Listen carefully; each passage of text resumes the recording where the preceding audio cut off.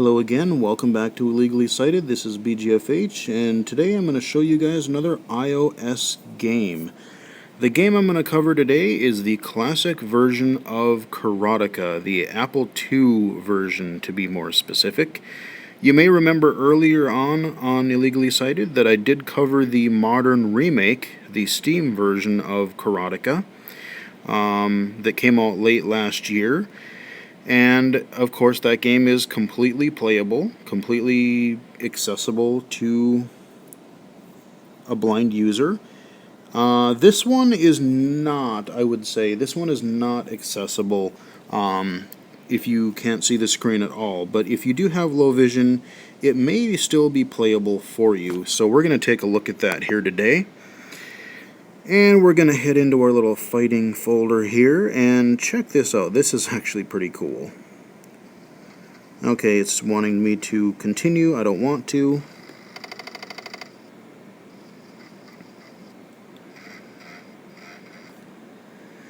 I don't know how well you heard that, but the real cool touch on that is that they've actually recreated the Apple II disk drive noises. So you start the game and you actually hear how the game booted up on the old floppy drive. You hear the disk spinning and loading and all that stuff. You know, just another little nice touch that they really didn't have to include in the game, but just really adds this really kind of nice layer of authenticity to it. Kind of neat. So let's tap the screen and get going here.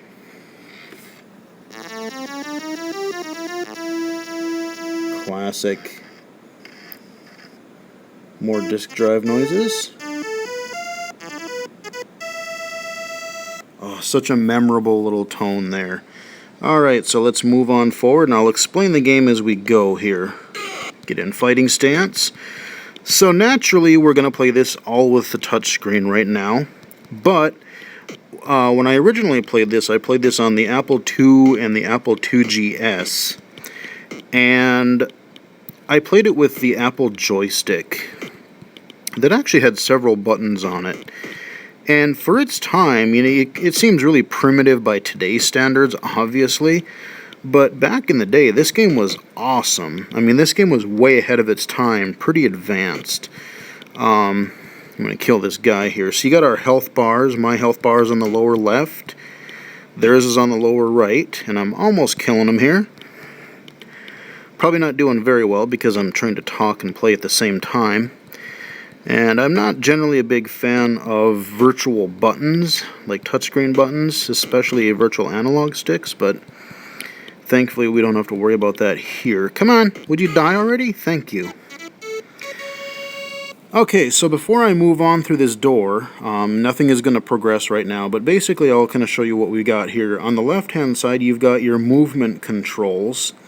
So you can switch your stances with your upper left button, and this is important because I'll show you why in a minute, but you have your regular running, walking stance, and you have your fighting stance, which is what we're in now. And you have to be in the fighting stance in order to be able to fight. Otherwise, which I will demonstrate later in the video, if you run up to a guy and you don't get into your fighting stance in time, well, guess what?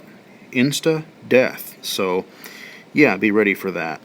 On the right hand side, you've got your 6 virtual buttons. You've got a high, low, or high, medium, and low punch. Boom, boom, boom. And you've got your high, medium, and low kick. So, you know, like I said, back then, this was really unheard of. Just the whole, you have so many buttons to fight with. Like, you can choose all of these different attacks. You know, usually it was like you could move around. You know, you think about the Atari 2600, for example. You know, you could move and you could shoot, or you could move and hit one button. Here we got our cutscene. Get out there and attack. Alright, he takes off. And now we fight our endless number of dudes. He's coming out of that gate.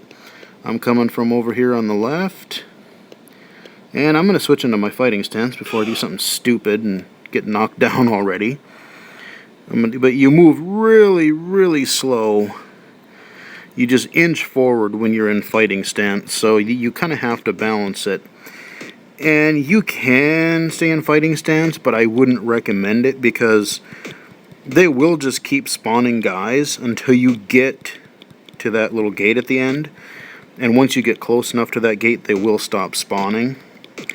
But, you know, so you want to get over there as quickly as possible so you don't have to fight, you know, 30 guys just in order to get over there. You know, you could probably do it in 3 or 4. But, there we go. Made quick work of him. Okay, I'll walk forward a little bit, but I'm going to be pretty cautious here. And we'll switch again. Just because I don't trust myself without a physical button to be able to hit that really quickly. And if my thumb doesn't hit it just right, we're dead. So, but what I was saying was that this game was really ahead of its time. You know, you had so many attacks. I mean, the graphics are really crisp and just bright, and the animation on the characters was really advanced back then. I mean, no one had really seen. Oh Jesus! Thank God I got into my fighting stance. But no one had really seen like fighting like this or character movement like this. You know, it was really a lot less fluid for most games, or you didn't even have full characters like this in most games. You had blocks, or very blocky shaped things like this.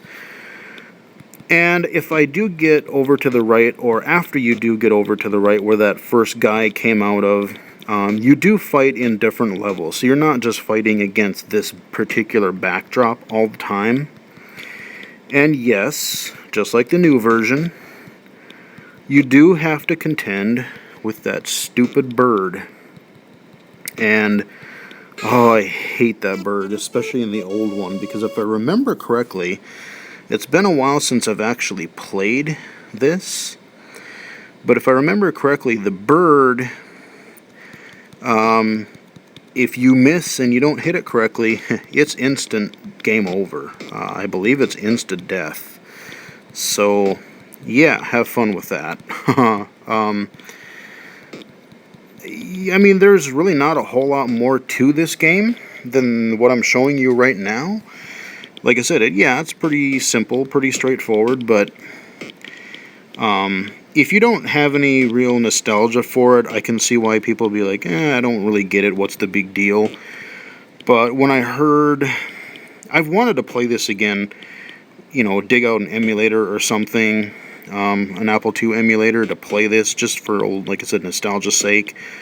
But when I heard earlier this year that they were coming out with a version of it for iOS, I'm like, hell yeah, I'm buying that. And I think it's only like $1. And it's really cool. If you go online, Jordan Mechner, I think. I just went totally blank. I should know the guy who made this and who also made Prince of Persia after this. It's really kind of neat on Amazon, and I believe they're available on some other book sources too. They actually have his sort of like development diaries while making this game, like how he came up with it, other things that he was trying to do throughout, and just, you know, it's really interesting kind of seeing how him figuring out what he can and can't do with the technology. And I'm going to get my ass kicked. Oh man, I'm so going to die. Hold on. Yep, and that's all she wrote, folks. I'm dead. But, yeah, just go look up, like I said, just go look up, I think, The Making of Karateka, or The Making of Prince of Persia, or I can maybe post a tweet or a blog post on a little bit more information, just so you guys can get the exact name of those books. But if you are interested, they are kind of a neat read, especially if you're a gamer and you want to get, you know, more background on that kind of thing. But that is the original Karateka Classic, as it were.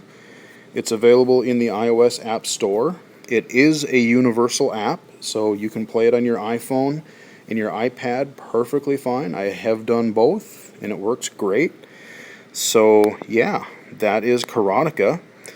And like I said, I did purchase the iOS version of Karateka, the new version, because I wanted to see if there were any differences in how the gestures and touchscreen worked, to see if it was as accessible as the PC version that I showed you guys on Steam. So I probably will, if I haven't already, probably will do a video on that remake on the iOS version, just so you guys can kind of see it and I can, and tell you guys about some of the differences. It's not going to be a whole Let's Play like the other one was, but just to give you a comparison. Anyway, that is the Karateka Classic, available in the App Store now, and hope you guys enjoyed it. Until next time, I will talk to you guys later.